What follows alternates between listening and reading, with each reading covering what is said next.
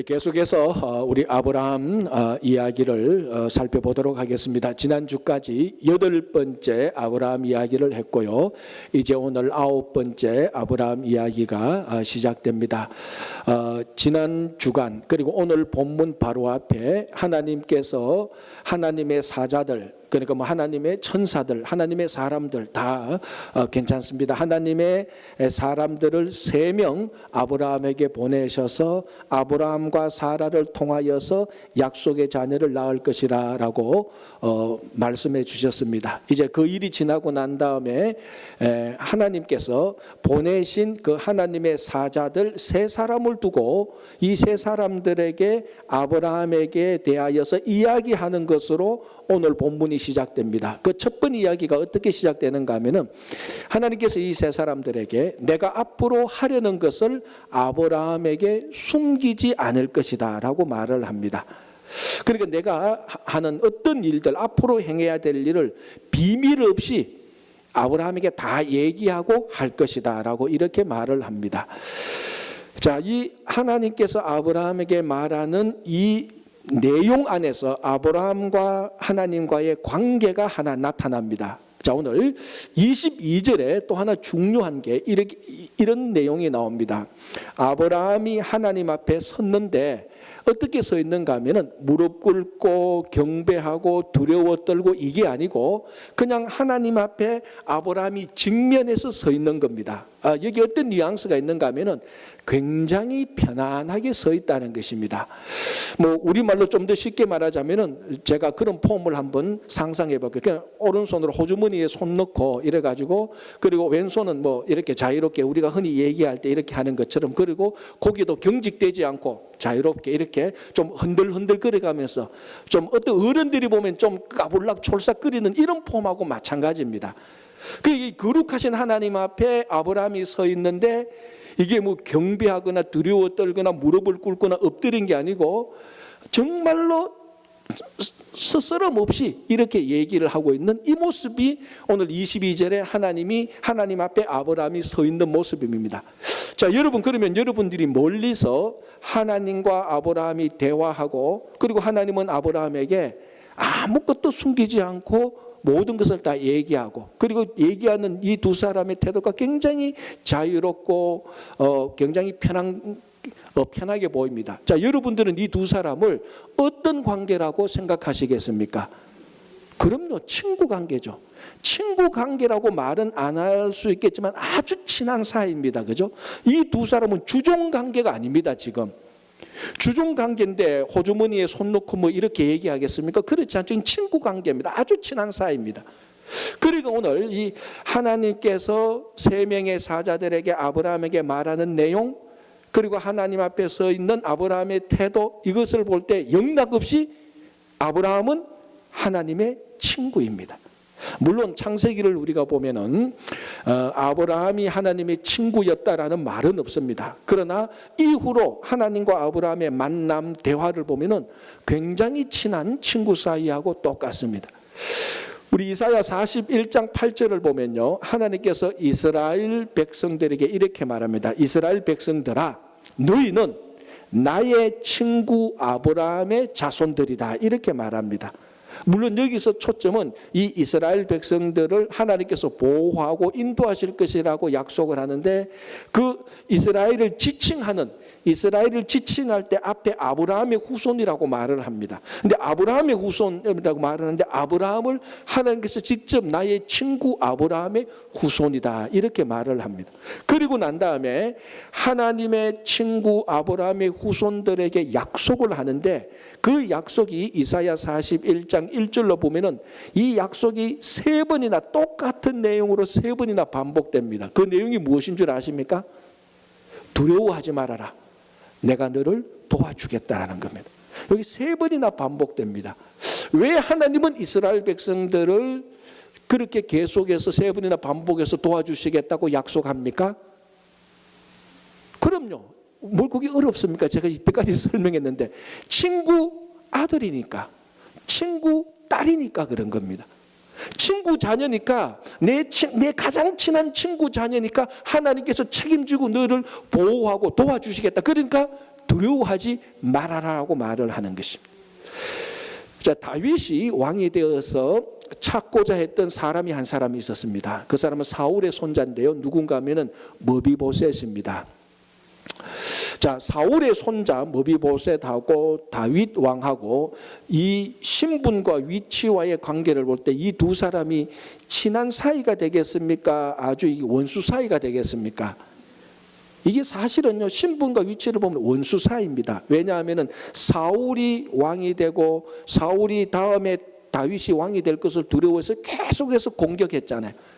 이런 가운데에서 사울이 블레셋의 공격을 받아서 죽게 됩니다. 그리고 우여곡절 끝에 다윗이 왕이 됩니다. 그러니까 우리말로 하면은 사울이 아주 기쁘게 정식적으로 정통성 있게 합법적으로 다윗에게 왕위를 물려주어서 다윗이 왕이 된 게 아니고 사울이 다윗을 계속해서 공격하다가 블레셋의 침해를 받아서 죽게 됩니다. 그러니까 이 사울 가문하고 다윗 가문하고 관계가 좋지 않습니다. 실제로 다윗이 왕이 되었을 때 사울의 아들 가운데 이스보셋이라는 사람이 반역을 일으켜서 이스라엘의 왕이 되어서 다윗하고 2년 동안 이 대립하게 되는 그런 세월도 보냅니다. 자, 이런 가운데서 다윗이 사울의 손자 머비보셋을 찾아서 데리고 왔다. 이 머비보셋은 유일하게 사울의 가문 가운데 남아있는 반역의 씨앗이 될 수 있는 사람입니다. 만약에 사울 쪽의 사람들이 반역을 일으키려면 가장 정통성 있는 사울의 손자 이 머비보셋을 중심으로 반역을 일으킬 것입니다. 다윗이 그것을 모를 리가 없죠. 그렇다면 어떻게 해야 됩니까? 당연히 찾아서 처단해야 됩니다. 그래야 후환이 없습니다.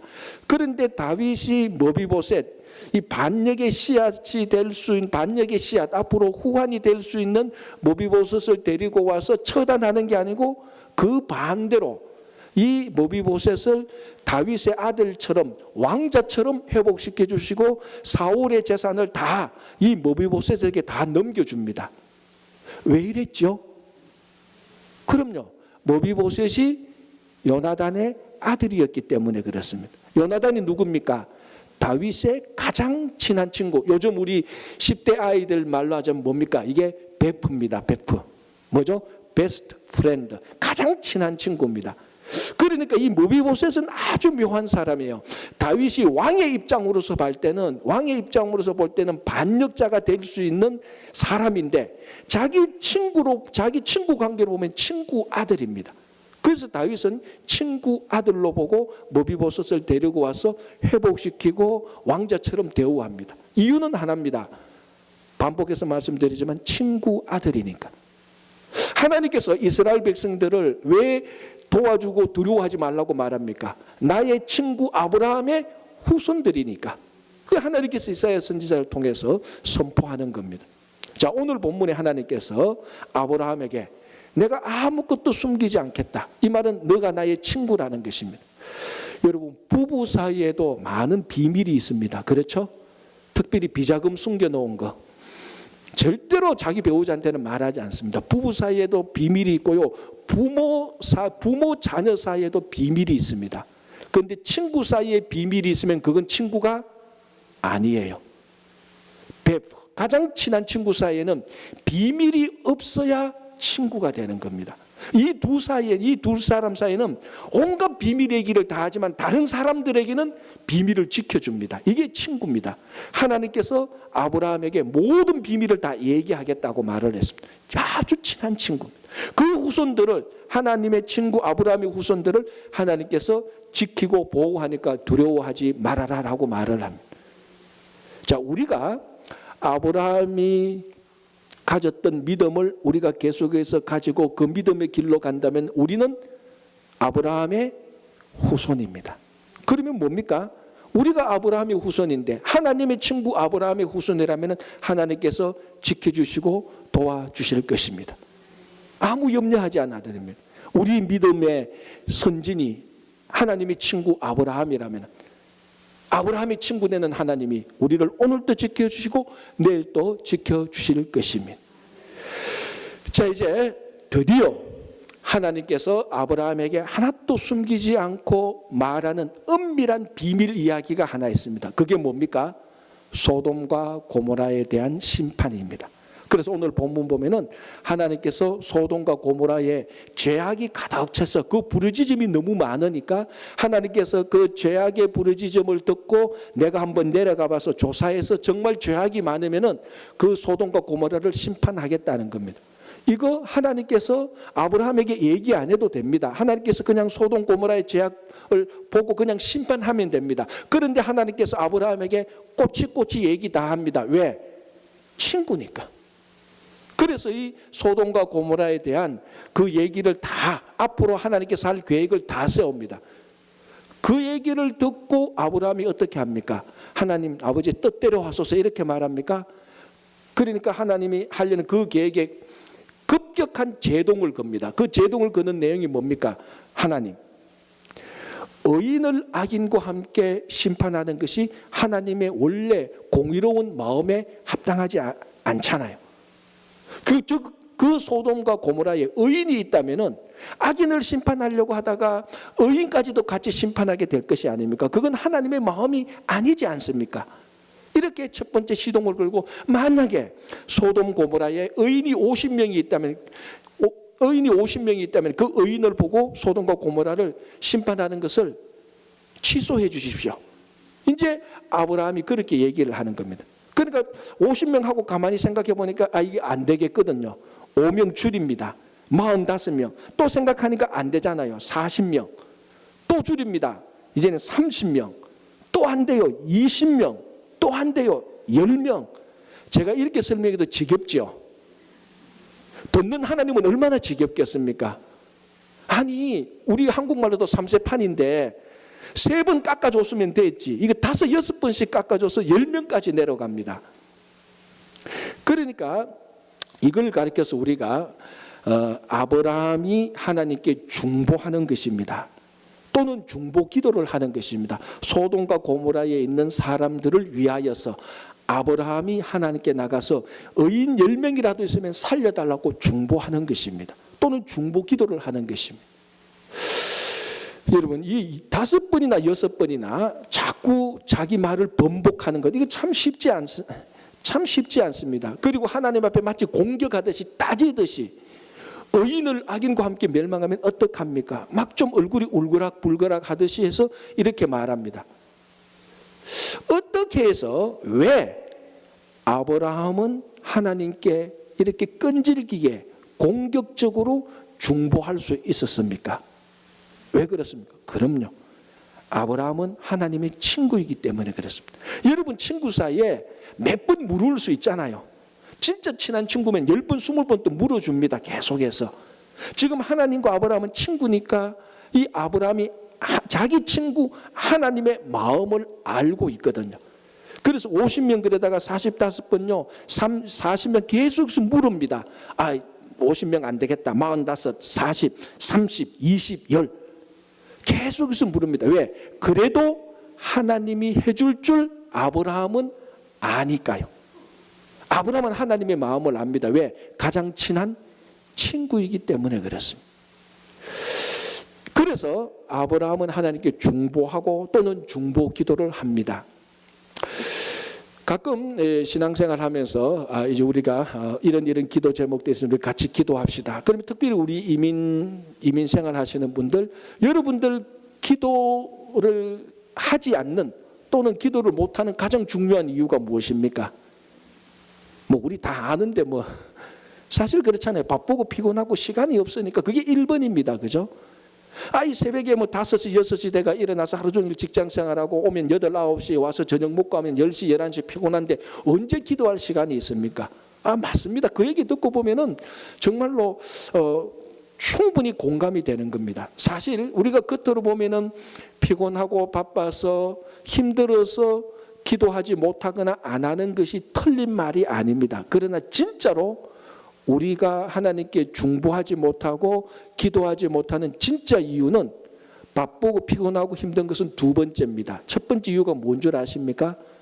하나님의 마음을 진짜 모르기 때문입니다. 진짜 우리 한 사람 한 사람이 하나님의 마음을 아브라함처럼 알았다면 우리는 시간이 있고 없고는 둘째입니다. 우리 다른 시간을 잘라내서라도, 다른 시간을 포기해서라도 진짜 우리가 하나님의 마음을 아브라함처럼 안다면 우리는 중보하는 자리, 기도하는 자리에 아무 염려 없이 나올 수 있습니다. 사실 많은 사람들이 착각하고 있습니다. 내가 시간이 없으니까, 내가 바쁘니까, 내가 피곤하니까, 내가 오늘 일정을 봐도, 내일 스케줄을 봐도 숨 쉴 틈이 없이 빽빽한데, 아이고 내가 언제 뭐 교회 가서 기도하거나 새벽에 일어나서 밤에 따로 시간을 내서 기도하겠어. 자기가 자기를 속이고 있습니다. 진짜 기도하지 못하는 이유는 그게 아닙니다. 아브라함처럼 하나님을 모르기 때문에, 하나님의 진짜 깊은 속마음을 모르기 때문에 기도의 자리, 중보하는 기도 자리, 중보의 자리에 나오지 않는 것입니다. 제가 처음 미국 와서 참 신기한 것이 많고 이해되지 않는 게 하나 있었는데, 그게 그 풋볼 게임입니다. 미국 사람들이 제일 좋아하는 스포츠가 풋볼입니다. 그죠? 그 뭐 슈퍼볼 할 때는 뭐 그 워싱턴에서도 회의도 안 하잖아요. 백악관에서도 회의도 안 한대요. 그만큼 이 풋볼이 미국 사람들이 제일 좋아하는 경기인데, 저는 미국 와서 도대체 이해를 못 하겠어요. 저 뭐 재밌다고? 아니, 건강한 남자들 한 20명끼리 우 떼지가면서 공 가지고 가니까 따라가고, 아니, 저거 어릴 때 동네에서 다 했던 거예요. 좀 폼이 달라서 그렇지. 아니, 우리도 공 가지고 막 가면은 애들 막 가서 다리 거두고 넘어뜨리고 막 뺏어가고 그랬거든요. 그래 놀았는 거예요. 하나도 재미없어요. 그거 뭐 어릴 때 다 놀았던데 저거 뭐 재밌다고 미국 사람들이, 전 미국이 열광하는가. 참 시시했는데 나중에 풋볼 게임의 규칙을 아니까, 그리고 그 전술과 전략과 왜 이 선수가 공을 가지고 저쪽으로 안 가고 이 선수는 패스하니까 설명을 드리니까, 야, 그거 재밌대요. 재밌어요, 여러분. 여러분 이제 모르니까 제 얘기를 못 알아듣는데 알면은 재밌어요. 그러니까 풋볼 경기를 아니까 TV를 돌리다가 채널 돌리다가 풋볼 나오면요 멈춰요. 좀 봐요. 미국 처음에 왔을 때는 아유 좀 다 큰 애들이 애들 장난하는 거 늘렸는데 딱 보니까 아, 저 선수가 이렇게 패스했는데 아, 그렇구나. 그 안에 전쟁 이야기가 다 있잖아요. 웨스트 포인트에서 전쟁 이야기 그리고 그 전술 전략 짜는 것을 풋볼 하는 것으로 비유해서 많이 한대요. 알면은 재밌고 알면은 거기에 참여하게 돼요. 무슨 말을 하는가 하면은 정말 우리가 하나님의 마음을 알면은 우리는 하나님 앞에 나가서 기쁘게 중보할 수 있습니다. 하나님을 알면은 진짜로 기도의 자리에 다른 시간을 정리해서라도 하나님의 자리에 나오게 됩니다. 여러분 속지 마십시오. 여러분들이 피곤하고 힘들어서 기도 못하는 거 아닙니다. 진짜는 내가 하나님을 아브라함처럼 모르기 때문에 기도의 자리에 나오지 못하는 것입니다. 하나님을 알면요, 아브라함처럼 하나님의 마음을 알면요, 누가 시키지 않아도 우리는 언제나 다른 사람들을 위하여서 중보하고 다른 사람들을 위해서 돕고 그들을 위해서 기도하기 위하여서 하나님 앞에 나오는 것입니다. 자, 이제 이 중보하는 모습에서 진짜 아브라함의 모습을 발견합니다. 아브라함의 모습이 아니고 아브라함의 모습입니다. 알아들었죠?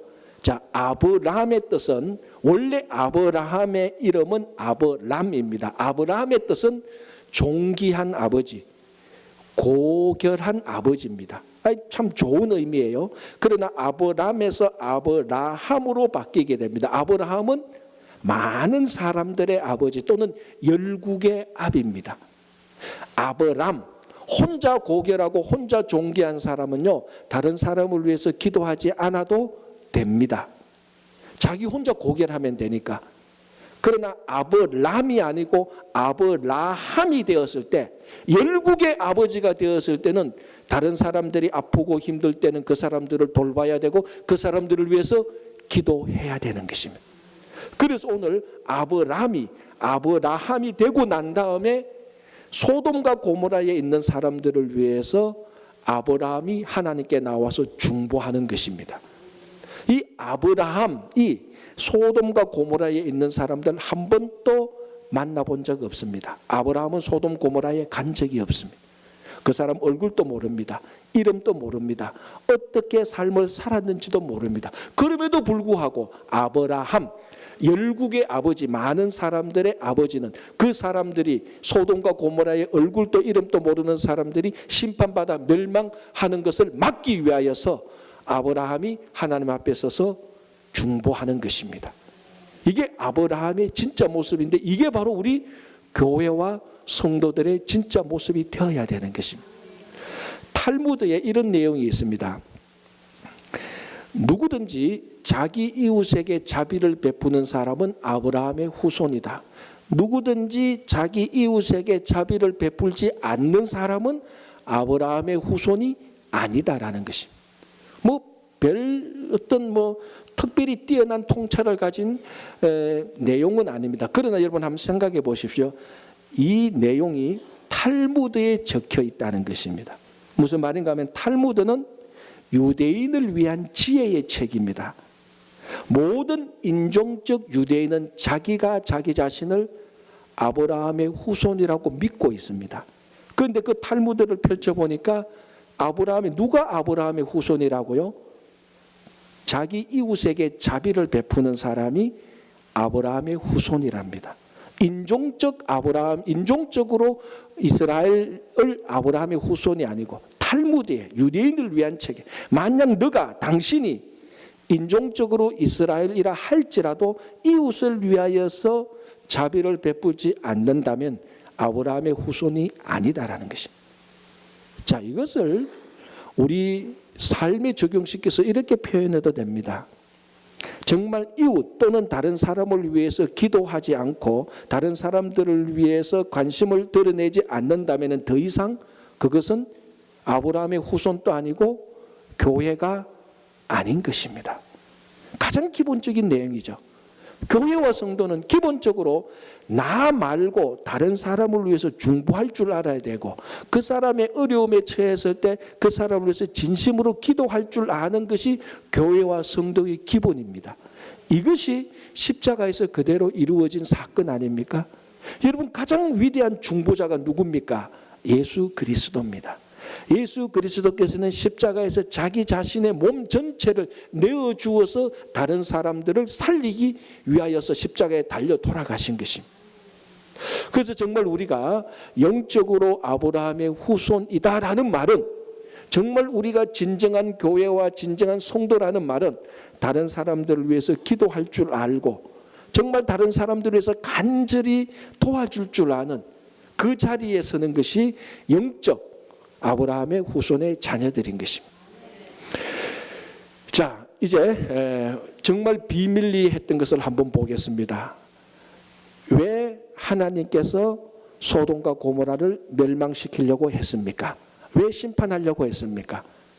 오늘 하나님이 뭐라고 말씀하십니까? 소돔과 고모라의 죄악이 너무 많아서 그 죄악 때문에 많은 사람들이 부르짖는다. 그 죄악 때문에 죄악이 너무 많아서 부르짖는 소리를 듣고 실사하러 나왔습니다. 인스펙션에서 진짜 죄악이 많으면은 심판하겠다는 것입니다. 그러니까 소돔과 고모라를 심판하려는 이유는 무엇 때문입니까? 죄가 너무 많아서입니다. 틀린 말이 아닙니다. 그래서 우리가 보통 타락하고 부패한 도시에 그 부패한 도시를 보면은 소돔과 같이 타락한 도시라고 말합니다. 그래서 이 소돔과 고모라는 성경 전체를 통해서, 아니 인류 전체를 통해서 가장 죄가 많은 도시, 타락하고 부패한 도시의 상징입니다. 그러나 오늘 본문을 가만히 보면은 진짜 소돔과 고모라가 죄가 많아서 심판받을까요? 죄가 많아서 심판받는 것은 절반만 맞춘 답입니다. 나머지 절반의 답은 어디에 있습니까? 이 아브라함이 하나님과 협상하는 내용을 보면 됩니다. 사실 이거 협상하는 거잖아요. 이 협상이 가능한 게 아브라함은 하나님의 친구니까 협상을 하는 겁니다. 자, 하나님께서 이렇게 말씀하십니다. 소돔과 고모라의 죄가 너무 많아서 내가 살펴보고 죄가 많으면 심판할 것이다. 아브라함이 딱 앞에 서서 말합니다. 하나님, 그러면 의인과 악인을 함께 멸망시키겠습니까? 자, 소돔 고모라에 의인 50명이 있으면은 어떻게 하시겠습니까? 하나님께서 말합니다. 소돔 고모라에 의인 50명이 있으면은 의인과 악인을 함께 심판하는 것은 내 뜻이 아니니까 살려주겠다는 것입니다. 아브라함이 생각하니까 50명이 안 되잖아요. 그래서 45명, 40명 계속해서 줄입니다. 10명까지 나옵니다. 그래서 보통 우리가 이것을 볼 때 아브라함이 뭐 협상의 달인이다, 10명까지 줄였다 이렇게 말하는데, 여기서 초점은 10명까지 줄였다는 것도 중요하지만 더 중요한 것은 무엇인 줄 아십니까? 의인이라는 데 초점을 맞추었습니다. 하나님은 소돔과 고모라를 왜 심판하려고 했습니까? 죄가 많아서 심판하려고 했는데, 그 얘기를 듣고 아브라함은 앞에 나가서 죄가 많다는 내용을 의인으로 판을 바꾸어 버립니다. 죄가 많아서 멸망하지 마시고 의인을 보십시오. 의인을. 그래서 이야기가 죄인의 이야기가 아니고 의인의 이야기로 판이 확 바꾸어 버립니다. 무슨 말입니까? 이제는 죄가 많아서 소돔을 심판하는 것이 아니고 의인이 있느냐 없느냐가 기준이 되는 것입니다. 아이, 목사님, 그게 그 말이죠. 뭐 죄가 많으니까 의인이 없고 의인이 없으니까 죄가 많은 거죠. 그 말이 맞지만은, 그게 그건 것 같지만은 이 둘은 완전히 다른 내용입니다. 죄가 많아서 심판하는 것이 아니고 의인이 없어서 심판합니다. 이 말은 만약에 하나님께서 세상을 죄가 많아서 심판한다고 받아들인다면은 이 세상이 심판받는 것은 전부 다 남 탓입니다. 저 사람들이 죄가 많아서 심판받는다는 것입니다. 우리 이웃을 보니까, 교회 밖에 보니까 세상이 너무 더럽고 부패해서 하나님께서 이 세상을 심판하실 것이란, 그러니까 늘 세상을 볼 때 다른 사람 탓만 하고 있습니다. 왜? 죄 때문에 심판한다고 생각을 하니까. 그러나 의인이 없어서 심판받는다고 생각하면은 누구 탓입니까? 내 탓입니다. 내가 의인이 되면은 하나님께서는 이 세상을 심판하지 않습니다. 그래서 아브라함은 이 판을 죄가 많아서 심판하는 소돔이 아니고 의인이 있느냐 없느냐로 바꾸어 버리는 것입니다. 여러분, 이 세상이 왜 심판당합니까? 세상이 타락하고 부패해서 그렇습니까? 대부분의 성도들은 그렇게 기도하고 그렇게 믿고 있습니다. 틀린 것은 아닙니다. 그래서 기도할 때 특별히 우리 뉴욕, 이 뉴욕은 세상의 경제 중심이지만 또 타락의 온상이지 않습니까? 이 타락한 뉴욕을 다시 하나님께서 거룩한 도시로 회복시켜 주십시오. 이런 기도를 참 은혜롭게 잘합니다. 틀린 말이 아닙니다. 그러나 그 안에는 늘 심판의 기준이 죄와 타락에 받쳐 있습니다. 그래서 늘 남 탓만 합니다. 여러분, 세상이 타락해서 심판하는 줄 압니까? 아닙니다. 의인이 없어서 심판하는 겁니다.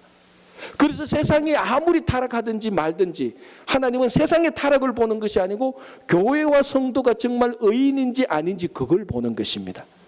여러분, 세상이 타락하는 것을 한탄하지 마십시오. 세상은 원래 타락하도록 되어 있는 것입니다. 정말 중요한 것은 세상이 지금보다 10배, 100배 더 타락한다 할지라도 하나님은 세상의 타락을 보고 심판하는 것이 아니고 교회와 성도가 의인이냐 아니냐 그걸 보고 심판을 멈추기도 하고 심판을 하기도 합니다. 이제 교회와 성도는 세상의 이 심판의 기준을 세상의 탓으로 돌리는 것이 아니고 내 탓, 우리 탓으로 돌려야 됩니다. 세상은 지금보다 100배 더, 1000배 더 타락해도 괜찮습니다. 원래 타락하도록 되어 있는 것이죠. 그러나 교회와 성도가 이 의인 10명에 들어가게 될 때에 하나님께서는 의인 10명에 들어가는 교회와 성도를 보고 심판을 연기하거나 심판을 취소하는 것입니다. 그래서 여러분, 우리가 이 소돔과 고모라가 심판받는 이유, 절반의 죄 때문이라고 할 수 있지만 진짜 중요한 이유는 거기에 의인이 부족했습니다. 이 시대도 똑같습니다. 의인이 부족한 이 시대에 친구교회와 성도들이 의인이 되면은 세상에 더 어두운 타락을 보지 않고 이 의인을 보고 하나님께서 심판을 취소하시는 것입니다. 자, 이제 마지막 협상의 마지막 단계 10명을 보겠습니다. 왜 10명일까요? 이왕 물은 것 5명, 3명, 2명으로 하면 되지 왜 10명일까요? 이 10명은요 최소 공동체 집단의 마지막 숫자입니다. 무슨 말인가 하면은 10명이 돼야 공동체 집단의 마지막 숫자는 10명인데 9명이 되면은 그거는 이스라엘 백성의 공동체가 아닙니다. 다 개인으로 치부합니다. 그래서요 지금도 마찬가지로 유대인 커뮤니티의 신화가 그 회당을 세우려면은 그 커뮤니티에 어른 10명이 있어야 공식적으로 회당을 세울 수가 있습니다. 그래야 공동체로 인정을 하니까요. 그리고 합법적인 결혼식, 합법적인 장례식을 하려면요, 어른 10명이 있어야 합법적인 그 예식이 됩니다. 그게 공동체의 기본 단위죠. 그러니까 10명으로 딱 멈출 수밖에 없었던 것은 소돔과 고모라를 지켜주는 소돔과 고모라의 공동체의 최소한의 숫자입니다. 그래서 아브라함이 협상을 잘한 것이죠. 최소한의 의인의 숫자를 두고 살려달라고 말한 것입니다. 그 최소한의 의인의 숫자를 보고 하나님은 자비하심과 긍휼하심으로 최소한의 숫자를 받아들이고 최소한의 숫자 의인만 있어도 소돔과 고모라를 심판하지 않겠다고 말한 것입니다. 그러니까 하나님께서 이 세상을 심판하지 않는 것은 최소한의 의인의 숫자만 있으면 됩니다. 많을 필요 없습니다. 수백 명, 수천 명 필요 없습니다. 하나님께서 보시는 최소한의 의인만 있으면 됩니다. 여러분, 바닷물이 짜잖아요. 바닷물이 짠 이유는 뭡니까? 소금이 있기 때문이죠. 그런데 바닷물이 짠데 그 바닷물을 짜게 하는 소금이 몇 퍼센트 들어가 있는 줄 아시죠? 3.5%입니다. 35%가 아니고 3.5%의 소금이 들어가 있기 때문에 그 바다가 짠 겁니다. 그래서 3.5%가 바다를 짜도록 만드는 것이죠. 자, 하나님께서 찾는 의인의 숫자는 소돔과 고모라에 찾는 숫자는 10명입니다. 이 주석가들에 의하면은 그 당시 소돔과 고모라에 살고 있는 사람을 줄여도 10,000명까지는 봅니다. 10,000명까지는 있었을 것이다. 그 크기와 그 문화, 문명 이런 수준으로 봤을 때. 자, 그러면 여러분, 지금 하나님과 아브라함 사이에 협상에서 마지막 의인의 숫자는 10명입니다. 몇 퍼센트입니까? 몇 퍼센트만 있으면 살려주겠다고 말한 겁니까? 이 주일이니까 이 계산이 안 되죠. 0.1%입니다. 1%도 아니에요. 10,000명 가운데 10명, 즉 0.1%의 의인만 있으면 소돔과 고모라를 심판하지 않겠다는 것입니다. 우리 아시지만 창세기 19장 보면 그 0.1%의 의인도 없어서 심판을 받게 됩니다. 여러분, 늘 이 본문과 함께 살펴보는 본문이 에레미야서 5장입니다. 그는 나중에 유다가 멸망하기 직전에 에레미야 선지자가 한탄하면서 하나님의 메시지를 이렇게 전합니다. 너희들이 예루살렘 거리를 다니면서 진리를 추구하고 공의를 행하는 사람 한 명만 찾으면은, 이젠 10명도 아닙니다. 한 명만 찾으면은 이 성을 용서해 주겠다고 말합니다. 물론 비유적인 표현이기도 하지만 우리가 그걸 글자그대로 한번 받아들인다고 생각해 보십시오. 그 당시에 예루살렘에 몇 명이 살고 있었겠습니까? 이 역사가들의 자료에 의하면 히스기야 왕 때 최소한 25,000명은 살고 있었다라고 말합니다. 물론 히스기야 왕은 유다 왕 말기 때니까 우리가 그대로 받아들인다고 합시다. 그러면 25,000명 가운데 한 명의 의인만 있어도 하나님께서 살려주시겠다고 약속합니다. 그러니까 하나님께서 찾으시는 의인의 숫자는 절대로 많은 게 아닙니다. 최소한의 숫자입니다. 최소한의 의인만 있으면 심판하지 않겠다는 것이 하나님의 자비와 긍휼입니다. 그것도 실패했습니다. 25,000명 가운데 한 명도 없어서 나중에 예루살렘이 멸망합니다. 그래서 하나님께서 어떻게 하십니까?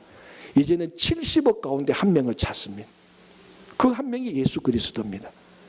그래서 예수 그리스도 한 분을 통하여서 이제 구원을 얻게 되는 것입니다. 동일한 이치로 지금 이 시대에 여전히 이제는 이 시대는 25,000명 가운데 한 명, 1,000명 가운데 10명 이게 아니고 하나님께서 이 세상을 심판하지 않으시려고 찾으시는 의인은 진짜 제일 최소한의 숫자 몇 명입니까? 한 명입니다. 하나님께서 한 명만 찾으면은 세상을 심판하지 않겠다는 것입니다. 그런데 이 한 명은 너 한 명이 아니고 나 한 명입니다. 나 하나 한 명만 하나님 앞에서 의인으로 살 때 하나님께서는 이 한 명을 보고 나 한 명을 보고 세상을 심판하지 않는 것입니다.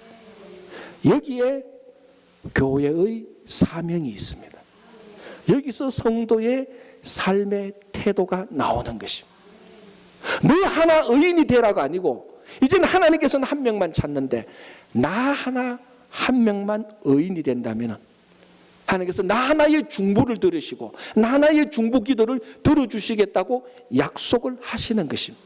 그리고 나 하나를 보시고 하나님께서 심판을 연기하시거나 심판을 취소하시겠다는 것입니다. 여러분, 바로 우리가 진짜 나 하나가 하나님의 친구가 될 때 하나님은 이 친구된 나 하나를 보고 하나님께서는 기뻐하시고 하나님의 친구된 의인을 보고 이 시대의 심판을 연기하거나 이 시대의 심판을 취소시키는 것입니다. 정말 우리 친구교회 성도님 한 사람 한 사람이 바로 이 한 사람이 되고 우리 친구교회가 이 시대에 한 바로 그 교회가 될 때 하나님께서는 우리를 보고 아니 나 하나를 보고 기뻐하시면서 하나님의 마음이 유쾌해지는 것입니다. 그래서 여러분 이 시대에 정말 하나님께서 찾으시는 그 의인 한 사람이 되시기를 간절히 바랍니다.